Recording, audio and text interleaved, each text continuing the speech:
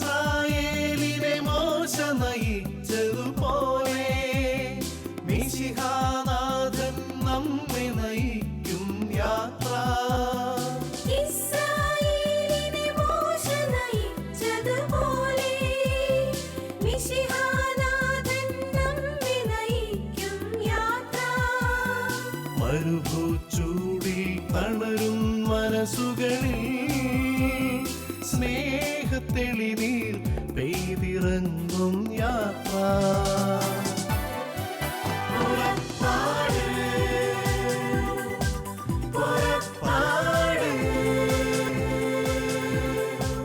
പുറപ്പാട്.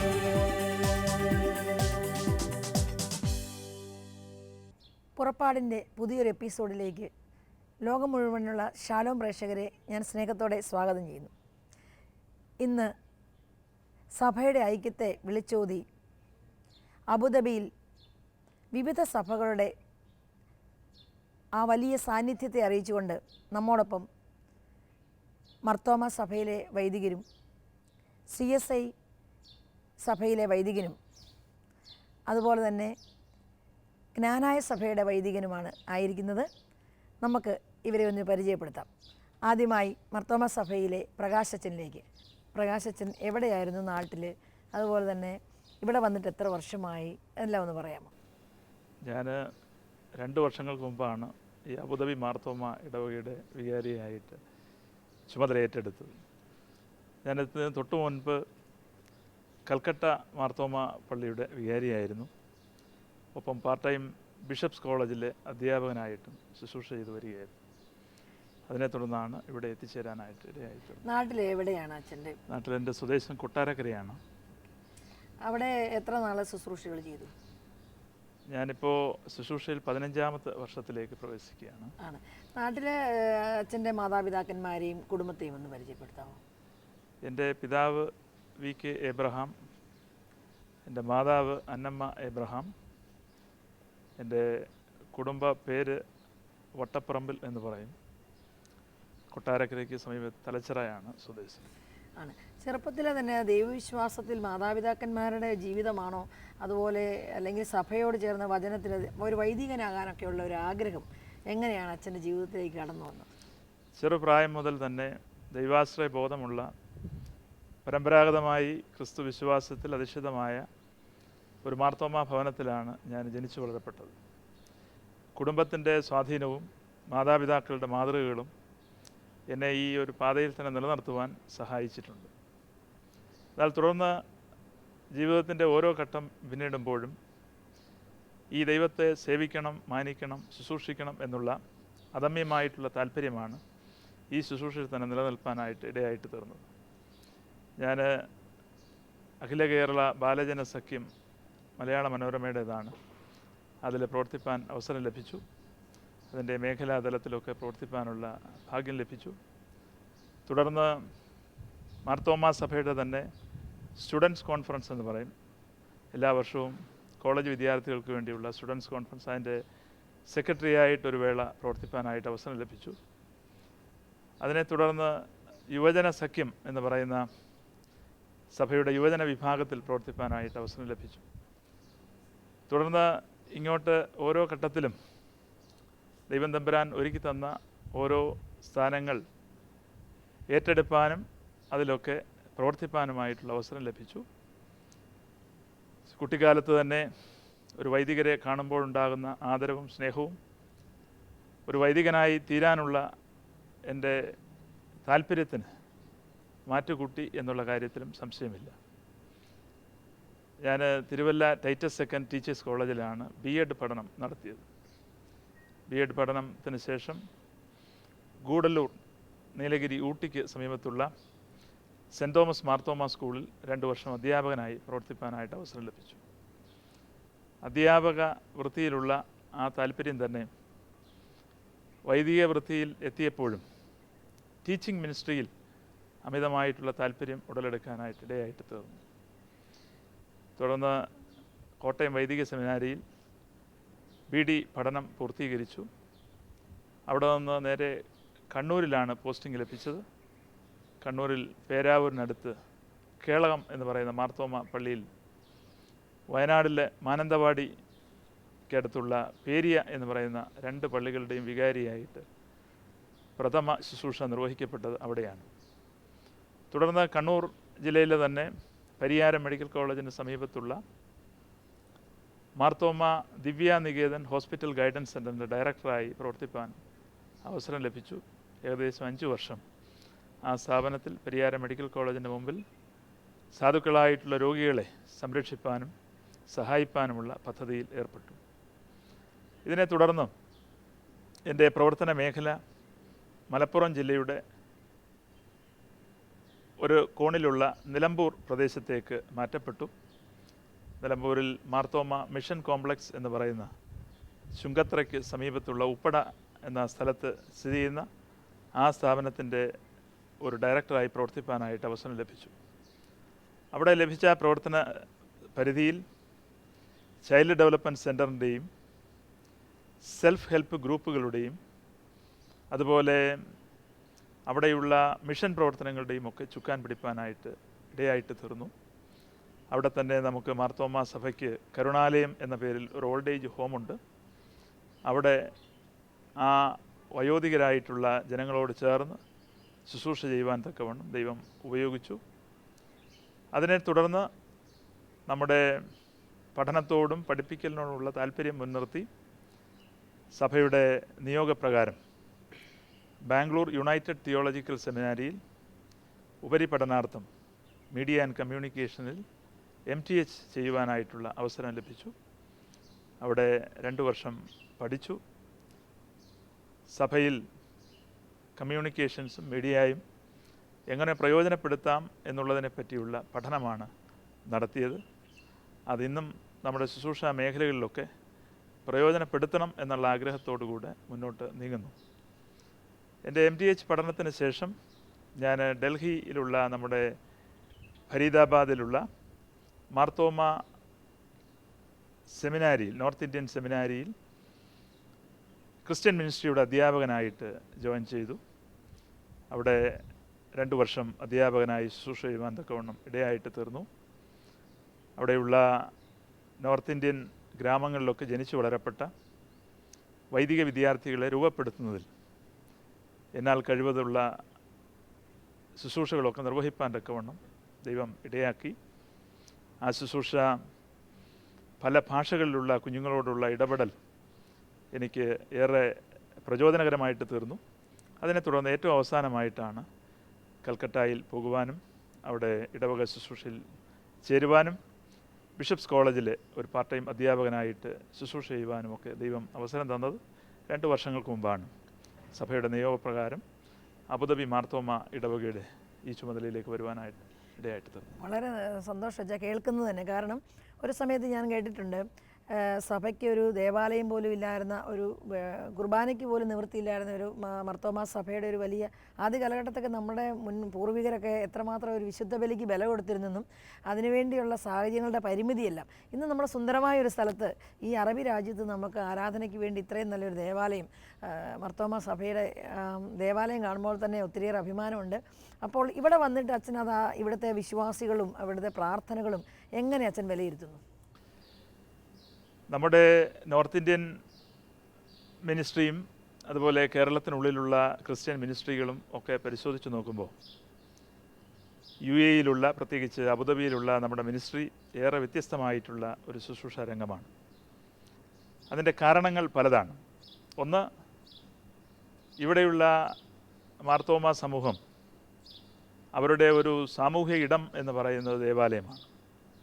ഏകദേശം 2100ഓളം കുടുംബങ്ങൾ ഉൾപ്പെടുന്നതാണ് മാർത്തോമ സഭ ഇൻ അബുദാബി. ആ വലിയ സമൂഹത്തിൽ എല്ലാ പ്രിയപ്പെട്ടവരെയും കേറ്റർ ചെയ്യത്തക്കവണ്ണമുള്ള സുവിശേഷ സാമൂഹിക പ്രവർത്തനങ്ങൾക്ക് ചുക്കാൻ പിടിപ്പാനാണ് നമ്മളിപ്പോൾ ശ്രമിച്ചുകൊണ്ടിരിക്കുന്നത്. അപ്പോൾ ഇവിടെയുള്ള ആത്മീയത എന്ന് പറയുന്നത് നമ്മൾ മുമ്പേ സൂചിപ്പിച്ചതുപോലെ നമ്മുടെ കേരളത്തിലോ ഇന്ത്യയുടെ വിവിധ ഭാഗങ്ങളിലോ നമ്മൾ പ്രകടിപ്പിക്കുന്ന സുവിശേഷ പ്രവർത്തനമോ ആധ്യാത്മിക രംഗമോ മാത്രം കൊണ്ട് നമുക്ക് പൂർത്തീകരിക്കാൻ സാധ്യമല്ല. കാരണം ഇവിടെ പ്രവാസികളായിട്ട് ജീവിക്കുന്ന മക്കൾക്ക് അവർക്ക് തൊഴിൽ രംഗത്തുള്ള അസ്ഥിരത, അതുപോലെ ജീവിതത്തിലെ ഒട്ടനവധിയായിട്ടുള്ള മറ്റ് പ്രശ്നങ്ങൾ, ഇതിനെയൊക്കെ ഫേസ് ചെയ്യത്തക്കവണ്ണം അവർക്ക് ഏക ആശ്രയമായിട്ടുള്ള ഒരിടമാണ് ദേവാലയങ്ങൾ. അതുകൊണ്ട് തന്നെ ഈ ദേവാലയത്തിലേക്ക് വരുന്നവർ ആരാധിച്ച് സംതൃപ്തിയടഞ്ഞ് മടങ്ങിപ്പോവുക എന്നുള്ളതല്ല, മറിച്ച് അവരുടെ എല്ലാ തലങ്ങളെയും സ്പർശിക്കത്തക്കവണ്ണം വിവിധ പ്രവർത്തനങ്ങളിൽ ഇൻവോൾവ് ചെയ്ത് ജീവിതത്തെ മുന്നോട്ട് കൊണ്ടുപോകാനാണ്, അതിനുള്ള ഒരു പിൻബലമാണ് നമ്മളെല്ലാവരും നൽകിക്കൊണ്ടിരിക്കുന്നത്. അതുപോലെ തന്നെ നമ്മുടെ ഇടവകയിൽ 8ഓളം പോഷക സംഘടനകൾ പ്രവർത്തിക്കുന്നുണ്ട്. അതിലേറ്റവും പ്രധാനപ്പെട്ടതാണ് നമ്മുടെ സൺഡേ സ്കൂൾ. സൺഡേ സ്കൂളിൽ ഏകദേശം 900 കുട്ടികളും 113ഓളം അധ്യാപകരും പ്രവർത്തിക്കുന്നുണ്ട്. ഒരു നല്ല സ്കൂൾ നടക്കുന്ന പ്രതീതി പോലെ തന്നെയാണ് നമ്മുടെ സൺഡേ സ്കൂൾ പ്രവർത്തിക്കുന്നത്. കുടുംബത്തെ പറ്റിയും കൂടെ ഒന്ന് പറയാമോ അച്ഛൻ? ഞാനും ഭാര്യയും 2 കുഞ്ഞുങ്ങളും ഉൾപ്പെടുന്നതാണ് എൻ്റെ കുടുംബം. സഹധർമ്മിണി തിരുവല്ല കുറ്റപ്പുഴ സ്വദേശിനിയാണ്. അധ്യാപികയായി പ്രവർത്തിപ്പാനുള്ള ക്വാളിഫിക്കേഷൻസൊക്കെ ഉണ്ട്. എന്നാലും അധ്യാപക വൃത്തി ഉപേക്ഷിച്ചാണ് നമ്മുടെ ശുശ്രൂഷയിൽ ജാഗരൂകരായിരിക്കുന്നത്. മൂത്ത മകൾ എറൻ ആൻ പ്രകാശ് 7ാം ക്ലാസ്സിൽ പഠിക്കുന്നു. ഇളയ മകൾ എൽസ പ്രകാശ്, അവൾ KG പഠനത്തിൽ ഏർപ്പെട്ടിരുന്നു. അച്ഛാ, വളരെ സന്തോഷം ഈ നിമിഷങ്ങളിൽ ഷാലോം TV കൂടി ആയിരുന്നതിന്. ഇവിടുത്തെ സഭയെ വളർത്തുവാൻ, യുവജനങ്ങളെ ദൈവത്തിലെ ഊട്ടിയുറപ്പിക്കുവാൻ, വിശ്വാസത്തിൽ ഊട്ടിയുറപ്പിക്കുവാൻ അച്ഛനെ ദൈവം ഒത്തിരിയേറെ അനുഗ്രഹിക്കട്ടെ എന്ന് പ്രാർത്ഥിക്കുന്നു. ലോകം മുഴുവൻ ഇതൊരു വലിയ അനുഗ്രഹമായി മാറട്ടെ എന്ന് ഞങ്ങൾ ഓർക്കുകയാണ്. നന്ദി. അടുത്തതായി റവറൻ വിനോദ് ബാബുവിലേക്കാണ് നമ്മൾ പോവുക. അച്ഛാ, നമസ്കാരം. അച്ഛനെ ഒന്ന് പരിചയപ്പെടുത്തൂ. എൻ്റെ പേര് വിനോദ് ബാബു എന്നാണ്. എൻ്റെ സ്വദേശം കൊല്ലം ജില്ലയിലുള്ള കരുനാഗപ്പള്ളിയാണ്. ഞാനിപ്പോൾ മാർത്തോമാ സഭയുടെ ബുധനൂർ ദേശത്തുള്ള സെൻറ്റ് പോൾസ് മാർത്തോമാ ഇടവകയുടെയും എരമത്തൂരുള്ള ബഥേൽ മാർത്തോമാ ഇടവകയുടെയും വികാരിയായിട്ട് ശുശ്രൂഷ ചെയ്യുന്നു. ഇവിടെ എന്താണ് ഇവിടെ വന്നത്? അബുദാബി മാർത്തോമാ ഇടവകയുമായിട്ട് ചേർന്ന് അവരുടെ VBSന് നേതൃത്വം നൽകുവാനായിട്ടാണ് ഇപ്പോൾ ഇവിടെ കടന്നു വന്നിരിക്കുന്നത്. VBS എന്താണ് നിങ്ങളുടെ പൊതുജനങ്ങൾക്ക് വേണ്ടി? VBS എന്നത് വെക്കേഷൻ ബൈബിൾ സ്കൂൾ എന്നാണ്. 10 ദിവസം കൊണ്ട് കുഞ്ഞുങ്ങളെ ക്രിസ്തുവിലേക്ക് കൂടുതൽ അടുപ്പിക്കുവാനും ദൈവവചന ക്ലാസ്സുകളിലൂടെയും പാട്ടുകളിലൂടെയൊക്കെയും ഒരു തീമിനെ ആസ്പദമാക്കി ക്രിസ്തുവിനെ രക്ഷിതാവും കർത്താവുമായിട്ട് സ്വീകരിക്കുന്ന തലത്തിലേക്ക് അവരെ വളർത്തുവാനായിട്ടുള്ള ഒരു 10 ദിവസത്തെ പ്രോഗ്രാമാണ്. അബുദാബി ബേസിലായിരുന്നു ഈ പ്രാവശ്യത്തെ അച്ഛൻ വന്ന പ്രോഗ്രാം അല്ലേ? എല്ലാ സഭയിലും മുഴുവനുണ്ട്. അച്ഛൻ വന്നത് അബുദാബിയുടെയാണ്. എൻ്റെ ഒരു ചോദ്യം, ഈ പ്രാവശ്യം എത്ര കുട്ടികൾ VBSൽ ഉണ്ടായിരുന്നു? 600-ലധികം കുട്ടികളുണ്ടായിരുന്നു. 600-ലധികം കുട്ടികൾ ഇവിടെ ഈ 10 ദിവസം ഫുൾ ടൈം അവര് വചനം പഠിക്കാൻ വേണ്ടി അവിടെ ഉണ്ടായിരുന്നു, പാട്ടുകളിലൂടെയൊക്കെ. ഓക്കെ, അച്ഛൻ എന്താണ് ഇവിടുത്തെ കുട്ടികളിൽ കണ്ട പ്രത്യേകത? നാട്ടിൽ നിന്ന് വ്യത്യസ്തമായിട്ട് അബുദാബിയിലെ കുട്ടികളിൽ ഞാൻ കണ്ട ഒരു പ്രത്യേകത, ഇവിടുത്തെ കുട്ടികൾ ഭയങ്കര വൈബ്രൻ്റ് ആണ്. ഭയങ്കര ഉത്സാഹത്തോടും ഊർജ്ജത്തോടും കൂടെ എല്ലാ കാര്യങ്ങളിലും സംബന്ധിക്കുകയും എല്ലാ കാര്യങ്ങളിലും ഉത്സാഹം കാണിക്കുകയും ചെയ്യുന്നു. അതിനുവേണ്ടി പേരൻസ് കുറച്ച് ഈ ജോലിയുടെ ഇടയ്ക്ക് അധ്വാനിക്കുന്നുണ്ടല്ലേ? ഉണ്ട്. അച്ഛൻ അതൊക്കെ കണ്ടപ്പോൾ ഒരു സന്തോഷമായി. അച്ഛൻ്റെ കുടുംബത്തെ ബാക്ക്ഗ്രൗണ്ടൊക്കെ ഒന്ന് പറയുമോ?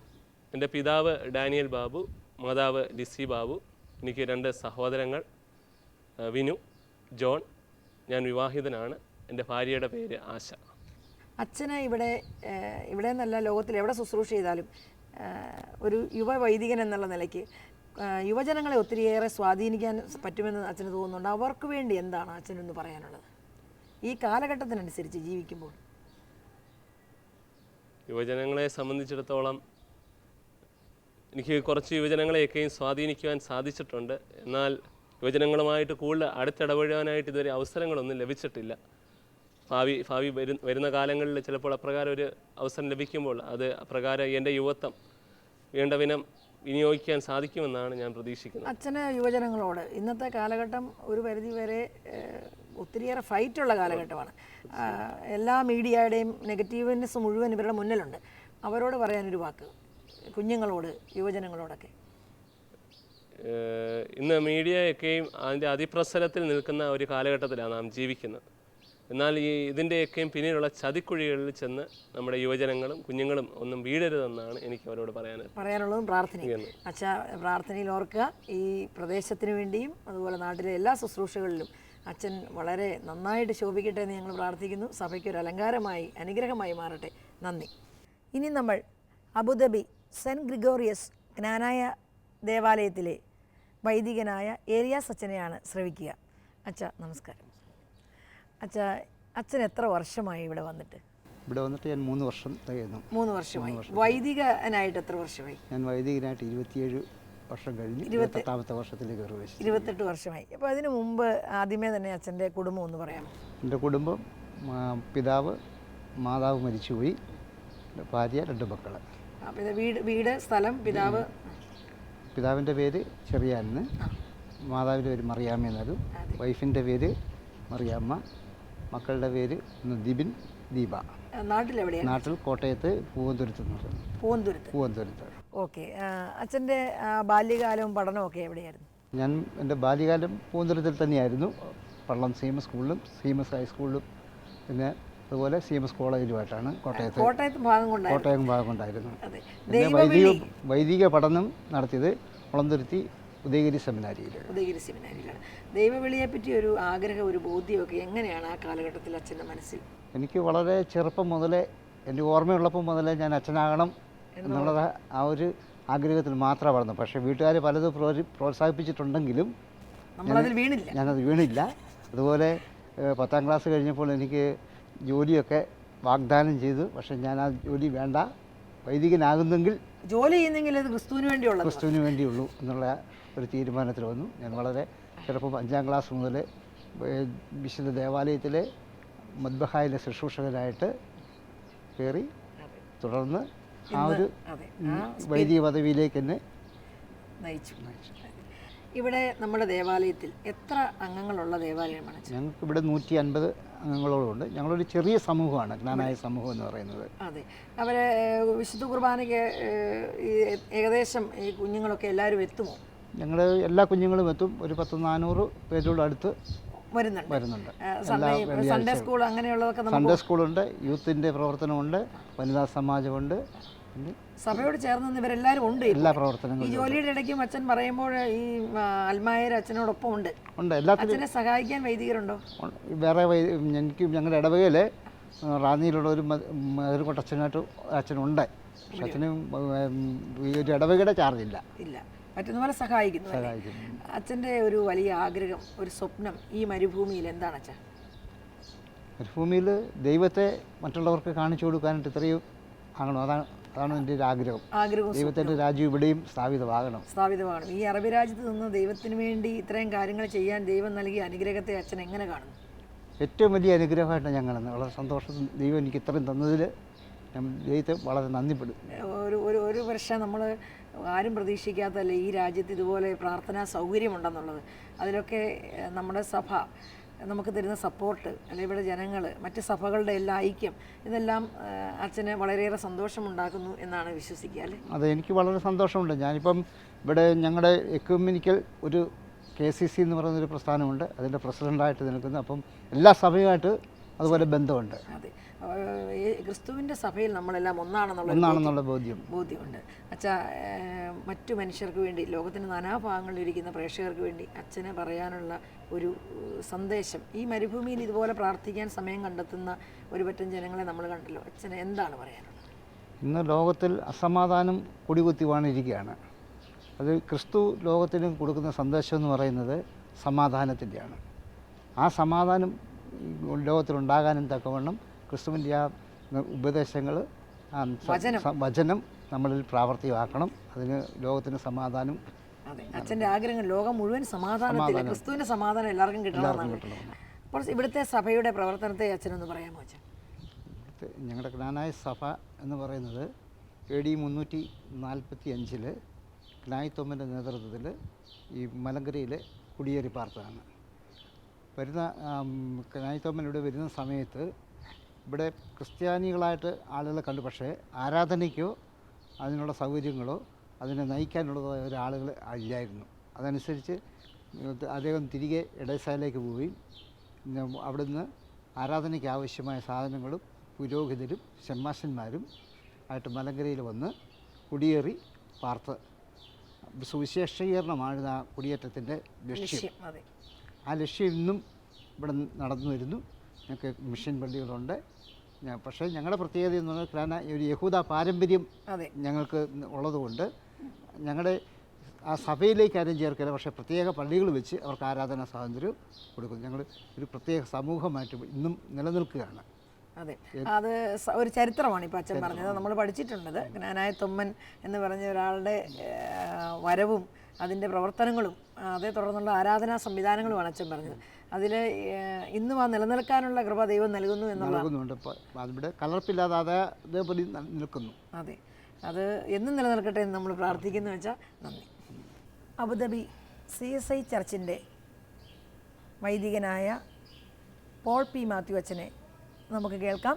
അച്ഛ സ്വാഗതം. നമസ്കാരം. അച്ഛനെ ഇവിടുത്തെ CSI സഭയുടെ ഒരു അനുഗ്രഹമായിട്ട് അച്ഛൻ ഇവിടെ പെരുമാറുന്നു, ജീവിക്കുന്നു എന്നൊക്കെയാണ് നമുക്ക് കിട്ടിയ ഒരു റിപ്പോർട്ട്. സ്നേഹമുള്ള ശൈലി കൊണ്ടൊക്കെ സഭയെ വളർത്താൻ വേണ്ടി അച്ഛൻ അധ്വാനിക്കുന്നു. അച്ഛനെ സ്വയമായിട്ടൊന്ന് പരിചയപ്പെടുത്തി വെച്ച്. എൻ്റെ പേര് പോൾ പി മാത്യു എന്നാണ്. എൻ്റെ സ്വദേശം ആലപ്പുഴ ജില്ലയിൽ ചെങ്ങന്നൂർ മാന്നാർ പഞ്ചായത്തിൽ മേൽപ്പാടം എന്ന് പറയുന്ന സ്ഥലത്താണ്. എൻ്റെ മാതാപിതാക്കൾ സാധാരണക്കാരായ ആളുകളായിരുന്നു. EP മത്തായിയുടെയും അന്നമ്മ മത്തായിയുടെയും മകനായിട്ട് ഞാൻ ജനിച്ചു വളർത്തപ്പെട്ടു. ഒരു ക്രിസ്തീയ ഭവനാന്തരീക്ഷത്തിലാണ് വളരുവാനായിട്ടിടയായത്. പ്രത്യേകിച്ച് പ്രാദേശിക സഭയായ മേൽപ്പാടം സെൻറ്റ് പോൾ CSI സഭയോട് ചേർന്നാണ് എൻ്റെ ആത്മീയ ജീവിതം വളരുവാനായിട്ട് ഇടയായത്. തുടർന്ന് എൻ്റെ ആത്മീയ ജീവിതത്തിൻ്റെ ഓരോ അടവുകളിലും എനിക്ക് എൻ്റെ പ്രാദേശിക സഭ വലിയ ഒരു പ്രചോദനമായിരുന്നു. എൻ്റെ പ്രാഥമിക വിദ്യാഭ്യാസം മേൽപ്പാടം ഓർത്തഡോക്സ് സഭയുടെ സ്കൂളുകളിലും ഹൈസ്കൂൾ വിദ്യാഭ്യാസം മാന്നാർ NSS ഹൈസ്കൂളിലും പൂർത്തിയാക്കി. തുടർന്നുള്ള എൻ്റെ സെക്കുലാർ ഡിഗ്രി പഠനം പരുമല്ല പമ്പ കോളേജിൽ നിന്ന് പൂർത്തീകരിച്ച് സഭയുടെ ആത്മീയ തലങ്ങളിലും ജില്ലയുടെ യുവജന പ്രസ്ഥാനത്തിലും സഭയുടെ സംഘടനകളിലുമൊക്കെ പ്രവർത്തിച്ചതിൻ്റെ ഒരു പ്രചോദനമെന്നാണ് എനിക്ക് ഈ വൈദിക സൂക്ഷയിലേക്ക് വരുവാനായിട്ട് ഉള്ള പ്രചോദനം ലഭിച്ചത്. ഞാൻ ജനിച്ചു വളർത്തപ്പെട്ടത് ഒരു സാധാരണ കുടുംബത്തിലാണ്. അതുകൊണ്ട് തന്നെ പഠിച്ച് ഒരു ഡിഗ്രി നേടി ഒരു ജോലി നേടണമെന്നൊക്കെ ആഗ്രഹിച്ചതാണ്. എന്നാൽ എന്നെ സംബന്ധിച്ച് പൊതുസമൂഹത്തെ നോക്കുമ്പോൾ പല ഉന്നതമായ തലങ്ങളിലും ഉള്ള ആളുകൾ അവരുടെ ജീവിതത്തിൻ്റെ വലിയ പ്രതിസന്ധികൾ നേരിടുന്നത് കണ്ടിട്ടുണ്ട്. കാരണം സമ്പത്തല്ല ഒരു മനുഷ്യൻ്റെ ജീവിതത്തിൻ്റെ ആത്യന്തികമായ ലക്ഷ്യം എന്നുള്ളത് എനിക്ക് പലപ്പോഴും ബോധ്യപ്പെട്ടിട്ടുണ്ട്. അതുകൊണ്ട് തന്നെ ആണ് ഞാൻ വൈദിക സൂക്ഷയായിട്ട് തിരഞ്ഞെടുക്കുവാനായിട്ട് ഇടയായത്. അതിനെക്കുറിച്ച് പറഞ്ഞാൽ എൻ്റെ മാതാപിതാക്കളോട് പോലും ഒരു അനുവാദം വാങ്ങാതാണ് വൈദിക സൂക്ഷയ്ക്കായിട്ട് ഞാൻ അപേക്ഷ സമർപ്പിച്ചത്. അങ്ങനെ എനിക്ക് 1995 വൈദിക സെലക്ഷൻ ലഭിക്കുകയും എനിക്ക് പ്രവർത്തിക്കുവാനായിട്ട് ദൈവം അവസരമൊരുക്കി. എൻ്റെ സൂക്ഷയുടെ ഓരോ തലങ്ങളിലും ഓരോ മേഖലയിലുള്ള ആളുകളുടെ ഇടയിലായിരുന്നു. എൻ്റെ പ്രൊബേഷനായിട്ട് ഞാൻ സൂക്ഷ ചെയ്തത് ചിറ്റാറിലുള്ള തോട്ടം തൊഴിലാളികളുടെ ഇടയിലാണ്. അവിടെ അനുഗ്രഹിക്കപ്പെട്ട ഒരു വർഷത്തെ സൂക്ഷ പൂർത്തീകരിച്ച് 4 വർഷം കണ്ണമ്മൂല CSIയുടെ ഐക്യ വൈദിക സെമിനാരിയിൽ എൻ്റെ വൈദിക പഠനം പൂർത്തിയായി.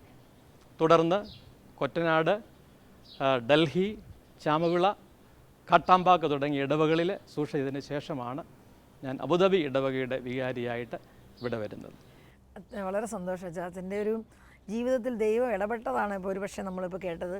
കാരണം കുടുംബത്തിലെ ആഗ്രഹം അല്ലെങ്കിൽ ആദ്യകാലത്ത് നമ്മുടെയൊക്കെ ആഗ്രഹം സാമ്പത്തികമായ ഒരു ഭദ്രതയായിരുന്നു.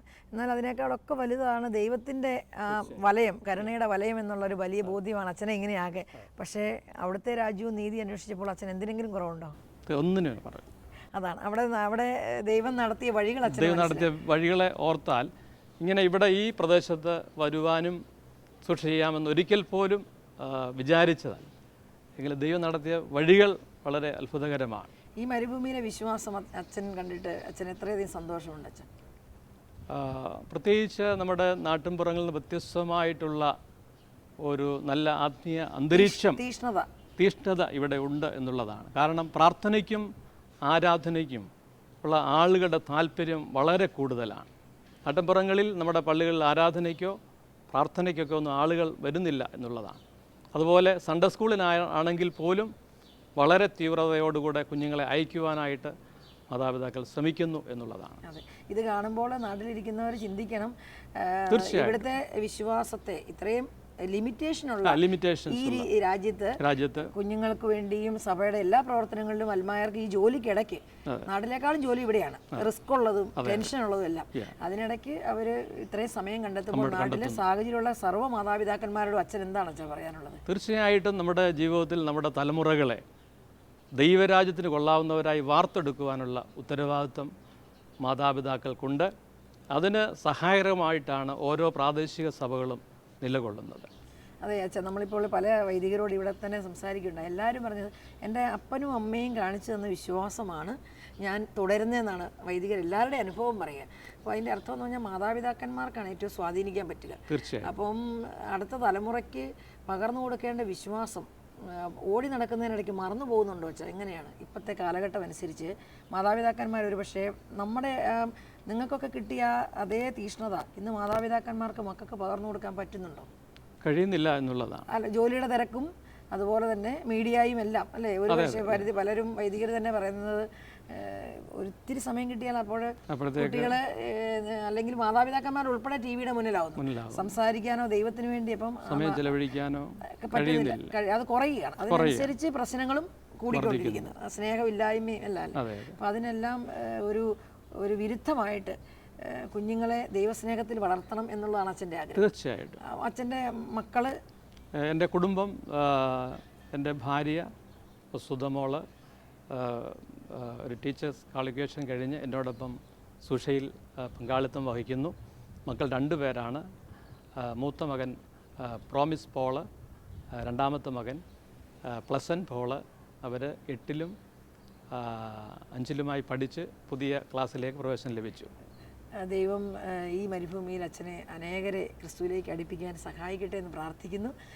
ദൈവത്തിൻ്റെ വലിയ കരുതലും ആ കരുണയും ഉണ്ടാകട്ടെ എന്ന് നമുക്ക് പ്രാർത്ഥിക്കുന്നു. നന്ദി അച്ഛാ. Thank you.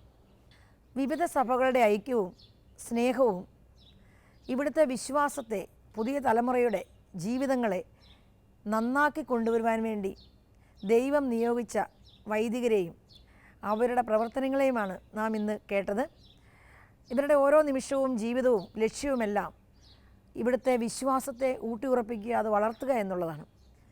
ആ സ്നേഹത്തിൻ്റെ കൂട്ടായ്മയിൽ എന്നും നിലനിൽക്കുന്നതിന് വേണ്ടി ക്രിസ്തുവിൻ്റെ സാക്ഷികളായി അടുത്ത തലമുറയെയും ജീവിതങ്ങളെയും നിലനിർത്തുന്നതിന് വേണ്ടി ഇവരെ എല്ലാവരെയും നമുക്ക് പ്രാർത്ഥനയിൽ ഓർക്കാം. നന്ദി, നമസ്കാരം.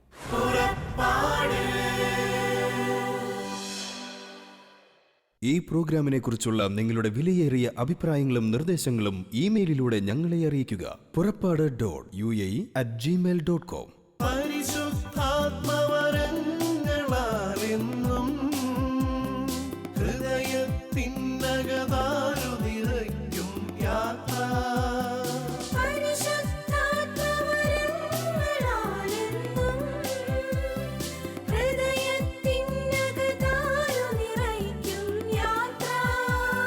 മേഘത്തണലായി അഗ്നിനാ